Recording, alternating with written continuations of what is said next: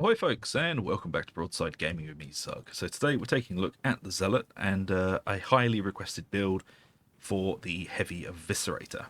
So let's dive in and see what we're using. So first off, of course, the Heavy Eviscerator.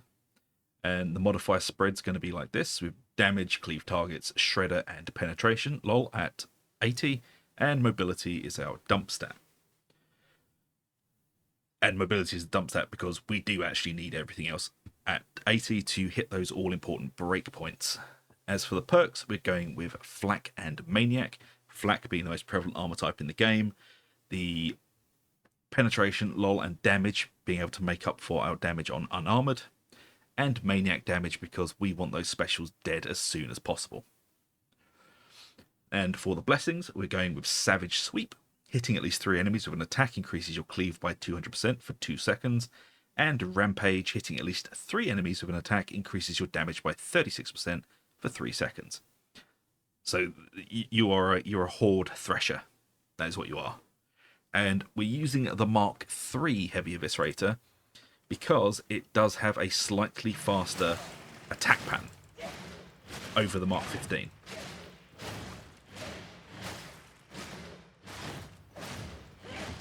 And it still does quite a lot of damage.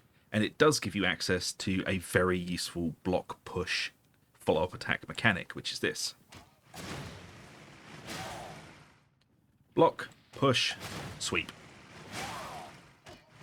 You can basically stay in that forever. And that's how you deal with hordes without taking horrific amounts of chip damage. So there you go. Whereas the Mark 15, it has a slightly nicer attack pattern in my opinion, but it is somewhat slower. And the block push is kind of eh. So this is the Mark 15. All the heavy attacks are nice, big, heavy strike downs. And the light attacks are all wide sweeps. But as you can see, it is somewhat slower. And for the block push, it's kind of, as I said, meh. Yeah, it's very good if you want to deal with one target, but it's not really what this build's about. But again, as with all my builds, do feel free to jump between the different types and test it out for yourself. So for the secondary weapon, there are going to be a few options for this. We're going to start off with the braced autogun, the Agrippina flavoured one. And for the modifiers, we're going with damage, ammo, stopping power, and stability, and our dump is mobility. And for the perks, we're going with Flak, most prevalent armor type in the game, and Unyielding. This is going to allow us to put down a lot of damage on those monstrosities that have area denial. So, you know, Chaos Spawns, Beasts of Nurgle. Something that we can't just hug up against and just hack the hell out of. So, the braced autogun. Very fun little gun to play with. Very useful. It will basically deal with anything up to Crushers. Crushers, it will do nothing against them. You might as well be flicking frozen peas at it. But everything else, it will chew through without any problem at all. Even Maulers don't really trouble it. Just aim for the chest on the Maulers because the head is Carapace, chest is Flak.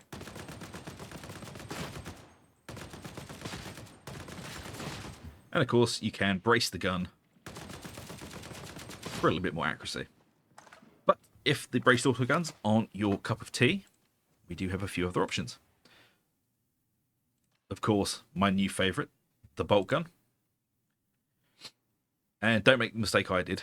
So this is the one I was using for ages. Can you see the difference? You want mobility to be your dump. If you put reload speed as a dump on a bolt gun, you will notice. So, before we jump into the modifiers for the bolt gun, here's the difference. It makes the bad men go bye-bye. So this will make up for your lack of damage against Carapace, but again, it's more of a mag dump, and then you're kind of stuck. You either have to back off and reload or switch to melee. Whereas the braced autogun is more of a fluid weapon to use. But if you do choose to use the bolt gun, modifiers are damage, reload, collateral, and stability, and our dump is mobility. For perks, flak and unyielding, exactly the same as the braced autogun, because we want that damage against boss targets, you know, Plague Ogryn, Beast of Nurgle, etc., etc. As for the blessings, we're going with Fire Frenzy, gain 10% close damage for 3.5 seconds after killing an enemy at close range, stacking 5 times, and Inspiring Barrage, plus 4% toughness for every 10% of the magazine spent during continuous fire, stacks 5 times. This is exactly the same as the braced autogun, as you can see. And Inspiring Barrage is just going to let you farm back huge amounts of toughness while you are laying down covering fire for your team. And Fire Frenzy is just going to be a nice big damage boost for you. So, pick your poison when it comes to these weapons, whichever you fancy really. I do tend to use the bolt gun a lot more because it kind of rounds out the build a little bit more than the braced autogun does. It lets us deal with any target really. You do just have to deal with the insane swap speed and reload. But if you deal with that, the bolter will be your new best friend. And also, they have changed it now so you can actually snipe with the damn thing. I say snipe. Kill something you're aiming at. It no longer bounces around like a greased puppy.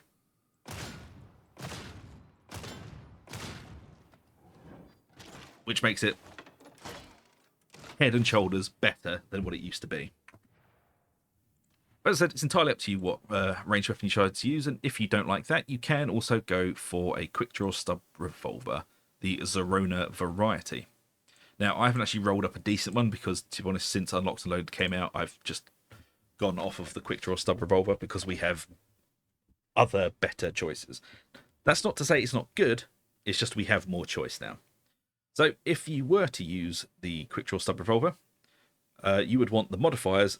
Don't look at these, just listen to what I'm saying here because the modifiers are wrong on this. You want damage, reload, critical, and penetration, lol, all at 80.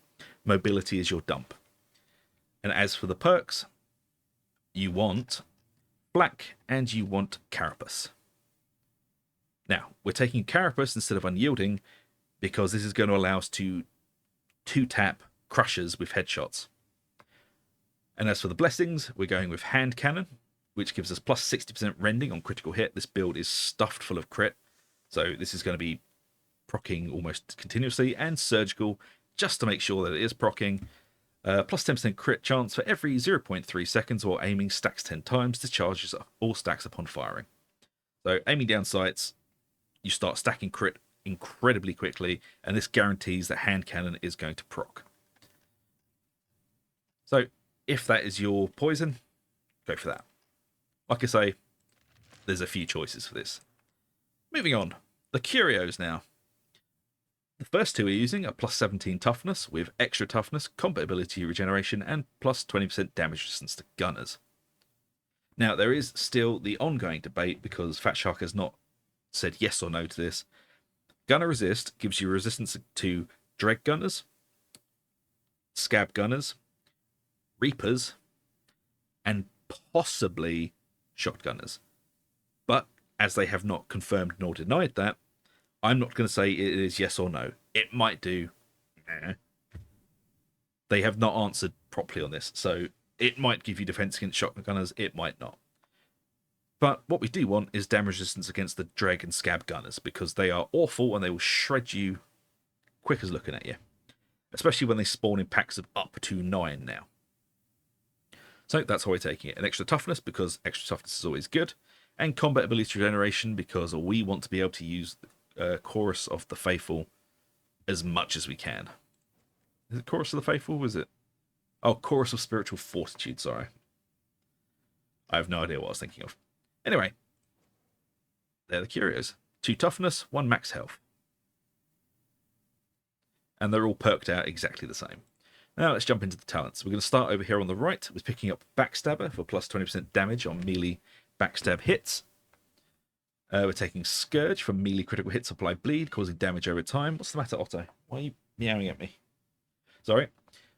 Melee hits on bleeding enemies grant plus 10% crit chance for 3 seconds, stacks 3 times. So this is just going to be our perpetual crit machine. The more bleeds we do, the more crit we get. The more crit we get, the more bleeds we do, yada, yada, yada. And then into a toughness boost, and then we're grabbing Second Wind, replenished 15% toughness on a successful dodge. And now we're picking up one of the most important talents in the tree, Enduring Faith. Plus 50% toughness damage reduction on critical hit for 4 seconds. 1 second.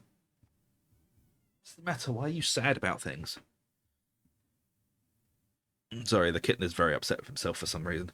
So Enduring Faith is absolutely amazing, and this is going to allow you to stand toe-to-toe with hordes or standing in pox gas if you have enough crit to keep that going. If you've seen people do some crazy stuff in videos on Zealots, this is probably one of the things that they're using. And with this build, we are stacking huge amounts of crit.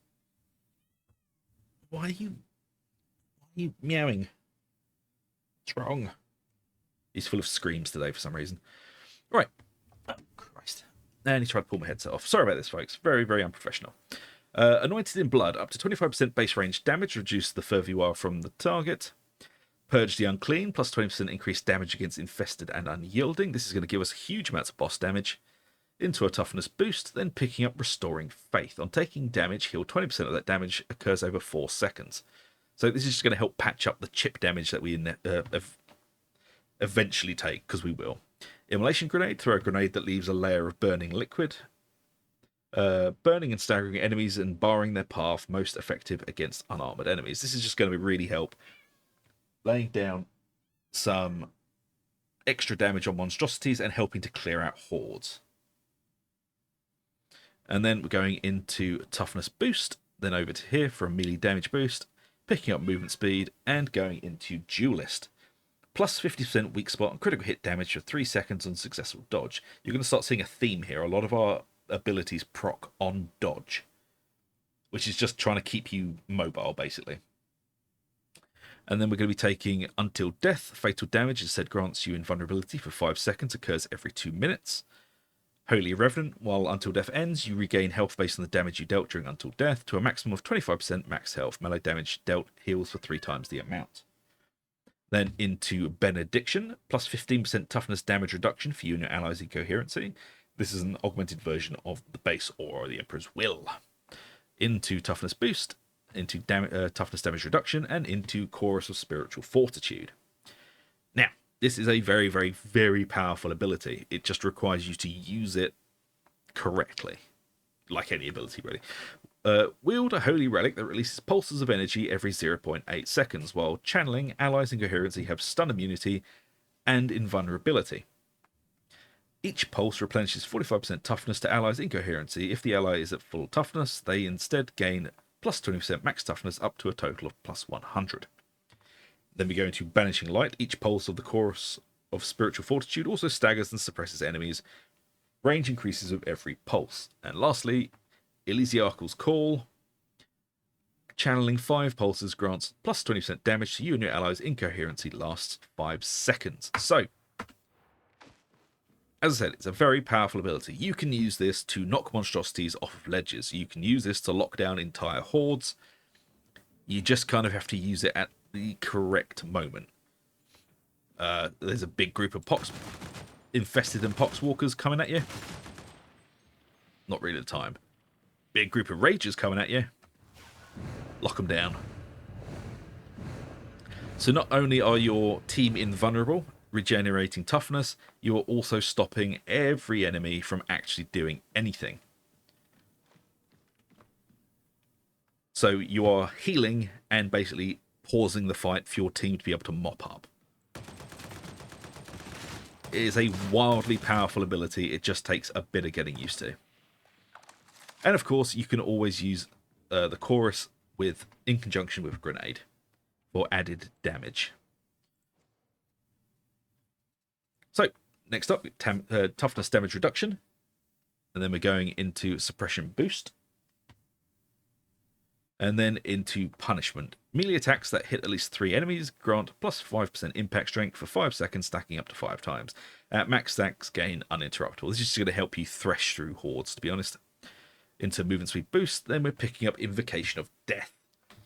Plus 200% ability cooldown reduction for 4 seconds on melee critical hits. This is going to allow us to proc Chorus Spiritual Fortitude so much.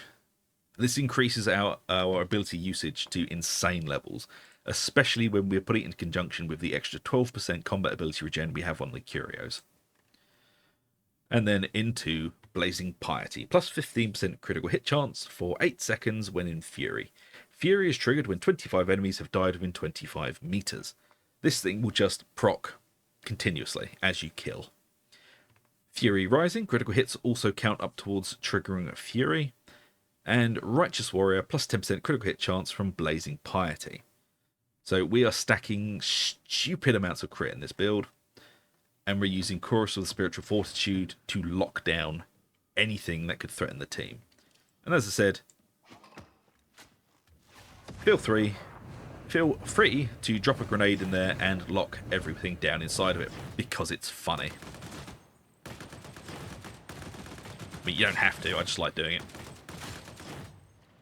And as you fight through, you'll find that the chorus regenerates insanely fast, so you can just keep using it. And I mean, it's mostly should be used for either actively healing your team or defensively to stop a wave of enemies from mauling you. But as you use it more, you'll get a lot better feel for it than me just trying to describe it to you in words. As it kind of comes in and as muscle memory of when you want to be using these sorts of things. But there you go, folks. An updated Eviscerator build for the Zealot. I do hope you enjoy it, and if you do, please do like, subscribe, ring the bell for notifications. It really does help us out. And if you fancy it, check out the join button. It really does help support the channel. So until the next one, take it easy. I'll see you later.